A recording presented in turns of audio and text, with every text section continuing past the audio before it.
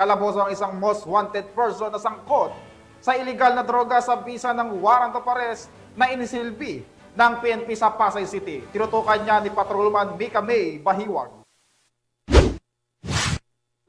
Arestado ng mga tauhan ng Warrant and Subpoena seksyon ng Pasay City Police Station ang isang lalaking suspect bandang 12:15 ng hapon sa P. Medina Street, Barangay 32, Pasay City nitong Pebrero 7 taong kasalukuyan. Kinilala ang suspect na si alias JJ, 17 taong gulang. Isinilbi ng pulisya sa akusado ang warrant of arrest na inisyu ni Honorable Jehan Batwa Hasiman, presiding judge ng Family Court Branch 11 Pasay City na may petsang February 4, 2025 na nakadokumento sa criminal case number R-PSY-24-00437-CR na may rekomendadong piyansa na 200,000 pesos. Ang naarestong suspect ay dinala sa Pasay General Hospital para sa physical na pagsusuri bago siya dinala sa Warrant and Subpoena Section Office ng Pasay City Police Station para sa dokumentasyon at tamang disposisyon at nahaharap sa kasong paglabag Section 12,